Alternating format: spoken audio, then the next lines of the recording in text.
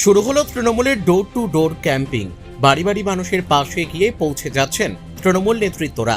এদিন উত্তর দিনাজপুর জেলার গোয়ালপুকুর 1 নম্বর ব্লকের শাহাপুর 1 নম্বর গ্রাম পঞ্চায়েতের অন্তর্গত শাহাপুর এলাকায় তৃণমূল মহিলা ব্লক সভাপতি সাবিনা ইয়াসমিন এবং একাধিক তৃণমূল মহিলারা, পাশাপাশি তৃণমূল নেতারা পৌঁছে গেলেন সাধারণ মানুষের বাড়ি বাড়ি। ডোর টু ডোর ক্যাম্পিংয়ে মানুষের বাড়ি বাড়ি গিয়ে মুখ্যমন্ত্রী মমতা বন্দ্যোপাধ্যায়ের উন্নয়ন তুলে ধরলেন তৃণমূল নেতৃত্বরা। উন্নয়ন তুলে ধরার পাশাপাশি এলাকার মানুষ বলেন, মুখ্যমন্ত্রী মমতা বন্দ্যোপাধ্যায়ের উন্নয়নে আমরা খুশি, আমরা দিদির পাশেই আছি, আমরা আবারও মুখ্যমন্ত্রী হিসেবে মমতা বন্দ্যোপাধ্যায়কেই চাই। আজকের এই ডোর ক্যাম্পিংয়ে উপস্থিত ছিলেন তৃণমূল মহিলা লোক সভাপতি সাবিনা ইয়াসমিন, তৃণমূল নেত্রী সুলেখা আকর্ষণ, শাহাপুর 1 নম্বর গ্রাম পঞ্চায়েতের প্রধান মোহাম্মদ নুরুদ্দিন, তৃণমূল অঞ্চল সভাপতি আব্দুল খালেক সহ একাধিক তৃণমূল নেতৃত্বরা। বাড়িতে কিন্তু আজকে তৃণমূলের মহিলা যিনি ব্লক সভাপতি রয়েছেন তিনি এসেছেন, আরো একাধিক নেতৃত্বরা এসছে। তৃণমূলের উন্নয়ন কিন্তু আপনার সামনে তুলে ধরলো। এবছর বিধানসভা নির্বাচন রয়েছে, কি মনে করছেন এবারও কি আপনারা দিদিকেই চাইছেন? এই এলাকায় যখন গ্রামবাসী যখন চাইছে তখন আমি কি চাবো না? আমিও তো চাবো। দিদির প্রকল্পে আপনারা খুশি? হ্যাঁ, এই যে এত প্রকল্প দিচ্ছে, কি বলবেন দিদির জন্য? মানুষের জন্য এত উপকার করছে, কি বলবেন দিদির বিষয়ে? দিদি যাতে জয় হয়ে যেতে পারে সেইটাই আমরা চাই। আপনার নাম? আমার নাম সন্ধ্যা বিশ্বাস, আপনার বাড়ি? বাড়ি শাহপুর। তৃণমূল মহিলা ব্লক সভাপতি বাড়ি বাড়ি ঘুরছে, উন্নয়ন পৌঁছে দিচ্ছে, আপনাকেও দেখা যাচ্ছে যে বাড়ি বাড়ি যাচ্ছেন। হ্যাঁ, এইটাই তো উন্নয়নের, আমাদের তো সরকার উন্নয়ন করছে। এখন আমাদের ব্লক সভাপতি আসছে, আমি আসছি, পাশাপাশি প্রত্যেক বাড়ি বাড়ি যাচ্ছি আর বুঝাচ্ছি যে দেখো আমাদের সরকার কত উন্নয়ন করেছে, তোমরা তো নিজের চোখে দেখতে পাচ্ছ। মানে জন্ম থেকে মৃত্যু পর্যন্ত আমাদের সরকার স্কিমের কোনো কমি নাই। ওই জন্য আমরা বাড়ি বাড়ি যাচ্ছি আর উন্নয়নের কথা তুলে ধরছি আর উন্নয়ন লোকজনকে বুঝাই দিচ্ছি।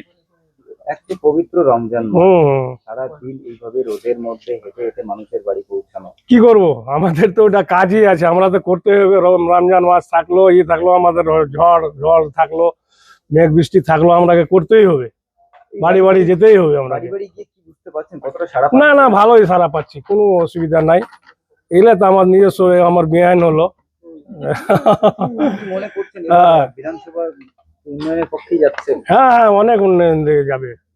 এখানে আমাদের সরকার 200-র উপরে সিট পাবে, 220 সিট পাবে। আপনার নাম? আমার নাম নুরুদ্দিন, শাহপুর অনেক গ্রাম পঞ্চায়েতের প্রধান। তৃণমূলের একের পর এক কর্মসূচি দেখা গিয়েছে গোয়ালপুকুরে, একদমই মাঝে মধ্যেই আপনাদের একদম গ্রাউন্ডে গিয়ে মানুষের বাড়ি বাড়ি পৌঁছে যেতে দেখা গিয়েছে।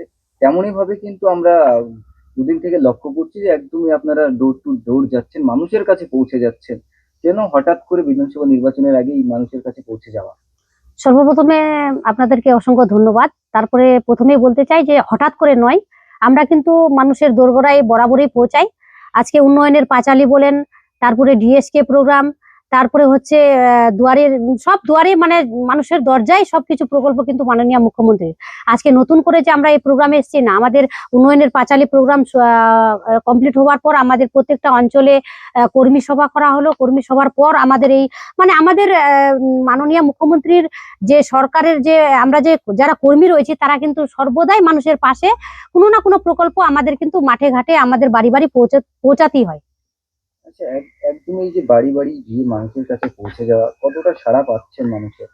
আমরা প্রচুর সাড়া পাচ্ছি। প্রথমে তো বলবো যে মাননীয় মুখ্যমন্ত্রীর পর মানুষ বিগত দিনেও আস্থা রেখেছিলেন, আগামী দিনেও আস্থা রাখছেন। কেননা আমরা তো কোথাও নই, আমরা পুরো বাড়ির ভিতরে ঢুকে যাচ্ছি।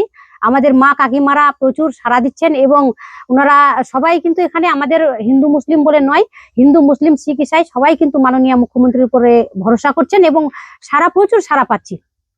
দেখা যাচ্ছে আপনি তো একজন মহিলা, আপনি মহিলাদের নিয়ে বেরিয়েছেন।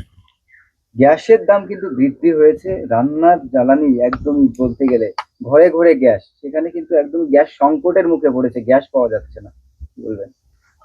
খুবই মানে আমরা কি বলবো, খুব অশান্তির মধ্যে, একটা ভোগান্তির মধ্যে আমরা আছি। এক তো এসআইআর নিয়ে আমাদের কিছুদিন ধরে ভোগান্তির মুখে পড়তে হলো, এরপরে আমরা হঠাৎ করে শুনছি যে গ্যাসের দামও বাড়িয়ে তুলেছে। তো এর জন্য বিভিন্ন জায়গায় আমাদের ধর্ণা প্রদর্শন, তারপরে হচ্ছে আন্দোলন চলছে। আমরা এই কেন্দ্রীয় সরকারকে ধিক্কার জানাচ্ছি এবং আশা করছি যে আগামী দিন এই কেন্দ্রীয় সরকারকে মানুষ উৎখাত করেই ছাড়বে। মৃত মানে যারা জীবিত রয়েছে তাদেরকে মৃত বলে ঘোষণা করা হয়েছে, এটা এই বিষয়টাতে কাকে দাবি করছেন? সরাসরি আমি কেন্দ্রীয় সরকারকে দাবি করছি। এখানে ইলেকশন কমিশনার যে আছে জ্ঞানেশ কুমার, ওনাকে দাবি করছি। কারণ ইলেকশন কমিশনার কেন্দ্রীয় সরকার দ্বারা পরিচালিত, সবকিছু কিন্তু ওদের কথা মতোই উনি করছেন। যারা জীবিত তাদেরকেও মৃত্যু বলে এখানে ঘোষণা করছেন, এর জন্য পুরোপুরি দায়ী কিন্তু কেন্দ্রীয় সরকার। মহিলাদেরকে তো একাধিক প্রকল্প দিচ্ছে মাননীয় মুখ্যমন্ত্রী, আর এই মহিলাদের কাছেও কিন্তু আপনি পৌঁছে যাচ্ছেন। কি বুঝতে পারছেন, মহিলারা কি উন্নয়নের পক্ষেই থাকবে? অবশ্যই মহিলারা উন্নয়নের পক্ষেই থাকবে। কেননা আজকে আমরা আমাদের নিজের স্বামীর কাছে যখন কেউ হাত পাততে 500 টাকা পেলে পায় না, সে জায়গায় কিন্তু মাননীয় মুখ্যমন্ত্রী কিন্তু 500 থেকে 1000 করলেন, 1000 থেকে 1500 করলেন। এই যে মাসে মাসে একটা আমাদের যে হাতে হাত খরচ দেওয়া, এটা আমাদের মহিলাদের কাছে একটা বিশাল ব্যাপার। তাই মহিলাদের সারা প্রচুর। আজকে কোথায় কোথায় ঘুরবেন? আজকে আমাদের এই শাহপুর 3টা বুথে ঘুরবো। প্রথমত আজকে আমাদের শাহপুর এপিতে আজকে আছি, এপির বুথে আছি আমরা। কালকে আমাদের প্রোগ্রাম ছিল, আমার মহিলা টিমের প্রোগ্রাম ছিল ধরমপুর 2তে।